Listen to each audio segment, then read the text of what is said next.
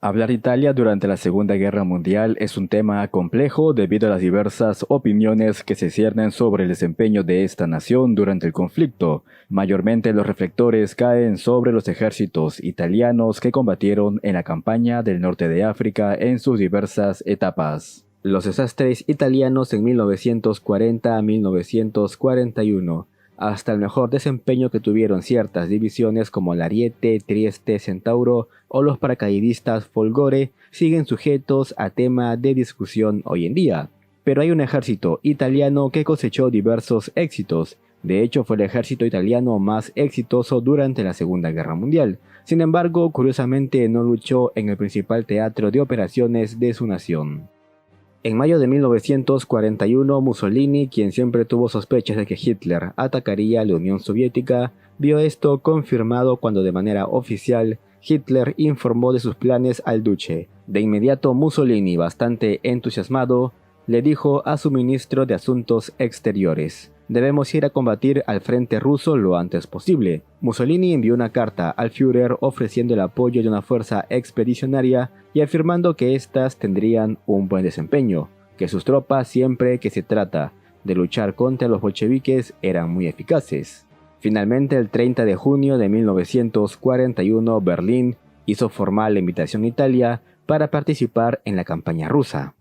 El cuerpo expedicionario italiano sería asignado al 11º Ejército alemán del general von Rundstedt, que tenía como área de operaciones Besarabia y la cuenca del Dnieper, todo esto en el frente sur de la Operación Barbarroja. Los italianos partieron de Verona el día 25 de junio. Desde esta estación 225 trenes transportaron entre finales de junio y julio a más de 62.000 hombres, 5.000 camiones y 4.000 caballos y mulas. Su destino, las zonas de concentración en la frontera rumano-soviética. Las dos divisiones de infantería motorizada, una división de caballería, un regimiento de artillería y un regimiento motorizado de camisas negras recorrieron 2.300 kilómetros hasta llegar a sus zonas de preparación. Italia, en apoyo de estas tropas, también logró enviar cerca de 100 aviones, los cuales formaron 4 escuadrones de caza y 3 de bombarderos. Además, aunque en menor presencia, la Armada italiana envió diversos torpederos y un puñado de submarinos para apoyo de la Armada alemana en el Mar Negro. Las tropas italianas comenzaron la campaña con la moral muy en alto. Su primera acción de combate de importancia se registró en agosto. Las fuerzas alemanas habían planeado un rápido avance entre los ríos Dniester y Bug para capturar Nikolayev. La toma de la orilla del Bug se le encomendó a la división italiana Pasubio, que sería apoyada por una compañía de bersaglieris y 2 compañías de artillería. Los italianos lucharon de manera muy eficaz y despejaron toda la orilla del río de presencia soviética, siendo elogiados por los mandos alemanes. Estas noticias llegaron a Mussolini, quien hizo una visita al frente junto a Hitler. Ambos líderes del eje llegaron a Ucrania y pasaron revisión a sus tropas. En los próximos 2 meses, las tropas motorizadas italianas fueron la punta de lanza en diversos ataques en toda su zona de operaciones. En estas batallas, donde los italianos cruzaron el Dnieper, el escenario quedó listo para la primera gran lucha de cerco del cuerpo expedicionario italiano. Para esta batalla, donde los italianos tendrían que romper el flanco de las fuerzas soviéticas y cercarlas hacia el río Oril, se empleó a las divisiones Celere, Pasubio y Torino, además de la Legión de Camisas Negras. La división Pasubio atacó por el sur, la división Torino y los Camisas Negras lo hicieron por el norte y la Celere presionó por el centro. En cuestión de 2 días, los flancos de la ofensiva italiana habían logrado cercar a una cantidad considerable de fuerzas enemigas que finalmente terminaron por rendirse. A finales de diciembre de 1941, las fuerzas italianas librarían su más duro combate en esta primera etapa de la campaña en Rusia. Debilitados por el inclemente invierno ruso, las posiciones germano-italianas en el río Meuse colapsaron cuando el día 29 de diciembre el ejército soviético lanzó un potente ataque. La división Celere había quedado cercada, pero un contraataque lanzado por la división Torino y un regimiento Panzer alemán logró estabilizar la situación y destruir en cambio a 4 divisiones soviéticas. Luego de esto, el frente quedó inactivo durante meses, lo cual permitió al Estado Mayor italiano y al general Messe hacer una evaluación del desempeño de sus tropas y oficiales.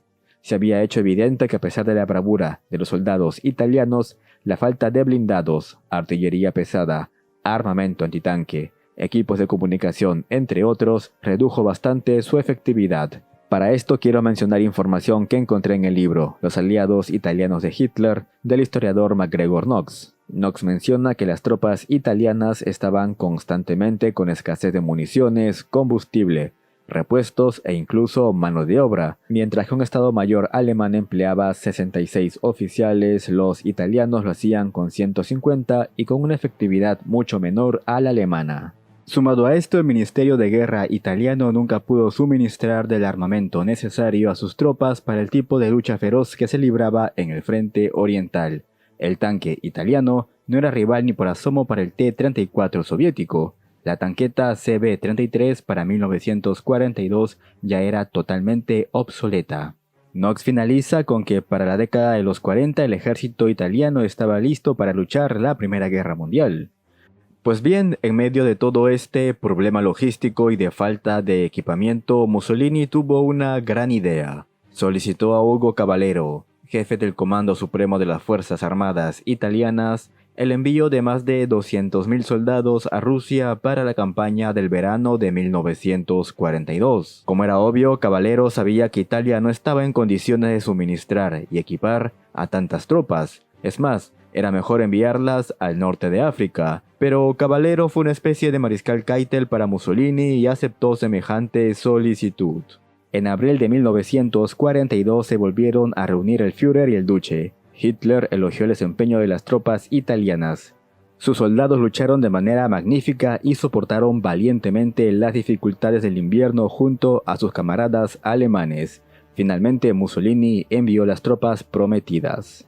Se formaron dos cuerpos nuevos de ejército, el Cuerpo Alpini conformado por 3 divisiones de tropas alpinas. Estas divisiones de élite eran de las mejores del ejército italiano, especializadas en la lucha invernal y el combate en las montañas, recibieron los mejores equipos y suministros. De manera correcta, Mussolini acertó en el envío de esta fuerza para que participara en la conquista del Cáucaso.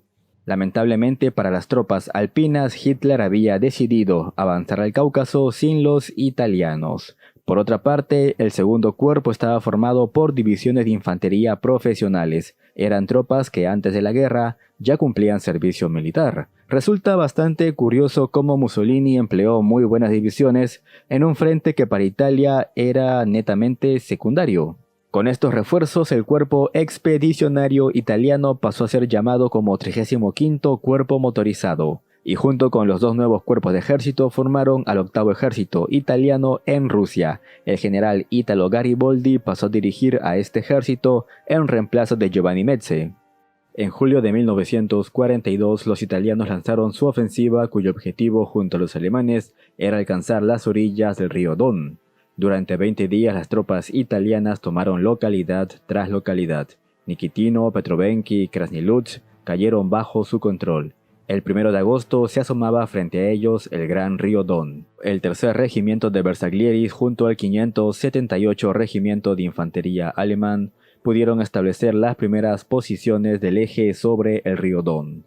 2 semanas después, con las tropas germano-italianas establecidas firmemente sobre el caudaloso río, el Ejército Rojo lanzó una feroz ofensiva sobre posiciones italianas. Contrario a la creencia popular, los italianos se mantuvieron firmes y resistieron las embestidas enemigas durante 11 días para luego pasar a contraatacar. En uno de estos contraataques, los italianos realizaron una exitosa carga de caballería que dejó boquiabiertos a los alemanes. Acabaron con 150 soldados enemigos y hicieron prisioneros a más de 700. Luego de esto, las tropas italianas establecieron posiciones defensivas cubriendo un frente de 250 kilómetros, protegiendo el flanco norte del 6º Ejército Alemán que luchaba en Stalingrado. A continuación veremos el mapa del despliegue de estas fuerzas en su sector de operaciones. Durante septiembre, octubre y noviembre, cuando la batalla de Stalingrado iba alcanzando su punto culminante, los rumanos e italianos advirtieron a los alemanes acerca de las enormes cantidades de tanques soviéticos al otro lado del Don, además de la urgencia de reforzar sus posiciones con armamento antitanque. Sin embargo, la atención alemana seguía enfocada en la fatídica ciudad de Stalin. El día 19 de noviembre de 1942 los soviéticos lanzaron la Operación Urano, atacando los flancos del sexto ejército defendido por los rumanos. En cuestión de pocos días, el ejército más poderoso de Alemania se encontraba cercado en Stalingrado. Casi un mes después, los soviéticos volvieron a lanzar otra poderosa ofensiva, esta vez contra el sector del octavo ejército italiano. Días previos, las fuerzas italianas habían rechazado diversos asaltos soviéticos, pero el día 15 de diciembre el Ejército Rojo lanzó otro potente ataque, esta vez con más de 350.000 hombres, apoyados por 5.000 cañones y 800 tanques y vehículos blindados. La ofensiva rusa se centró en el sector de las divisiones Ravenna y Koseria. La infantería italiana nada pudo hacer ante la avalancha de tanques soviéticos y en menos de 24 horas ambas divisiones fueron completamente destruidas. 3 días después, el desastre continuó cuando los soviéticos lanzaron al ataque otro ejército y rodearon a las divisiones Pasubio, Ravenna y Torino junto con la 298 División de Infantería Alemana y la tercera Brigada de Camisas Negras, destruyendo a estas divisiones. En ese mismo lapso de tiempo, los soviéticos atacaron al ejército húngaro y al cuerpo alpino italiano. Las tropas alpinas repelieron todos los ataques de blindados e infantería enemiga contra sus posiciones, demostrando por qué eran considerados tropas de élite. Sin embargo, no llegaría a pasar lo mismo con los húngaros, que se desmoronaron ante el ataque, generando una amenaza de cerco para ellos y el cuerpo alpino, lo que obligó a una penosa retirada. El día 27 de enero de 1943, Radio Moscú informó: solamente el cuerpo alpino italiano puede considerarse invicto en el frente ruso. A comienzos de febrero de 1943, las tropas italianas habían alcanzado las líneas alemanas, pero su participación en Rusia había llegado a su fin y volverían a casa. Luego de 20 meses en el frente ruso, los italianos perdieron 3.000 oficiales y cerca de 81.000 hombres fueron capturados o murieron, mientras que 1.300 oficiales y más de 28.000 soldados fueron heridos en combate. En total, de los 220.000 soldados italianos que lucharon en Rusia, más de 113.000 fueron baja. Una vez que la situación del frente oriental se estabilizó, la culpa del debacle alemán en Stalingrado pasó a recaer sobre sus aliados rumanos, húngaros e italianos, a los cuales mal equipados y con un frente demasiado extenso por cubrir, se les acusó siempre de cobardía. Las bajas de la tercera división alpina son un reflejo de lo duro que las tropas italianas lucharon en el frente ruso. De los 16.000 hombres que partieron a Rusia en 1942, solamente volvieron a Italia en 1943 4.000 de ellos. Sin embargo, para la historiografía popular y algunos entusiastas de la Segunda Guerra Mundial, las tropas italianas fueron siempre cobardes e ineficaces. En fin amigos, esta fue la historia de la destrucción del mejor ejército de Mussolini, el octavo ejército. Hemos llegado al final del video de hoy, no olvides dejar tu pulgar arriba, suscribirte y recuerda que ahora el señor YouTube activó la opción de supergracias. Así que si quieres apoyar el esfuerzo de guerra de este canal y de quien te habla, puedes donar el monto que tú desees. Nos vemos en un próximo video.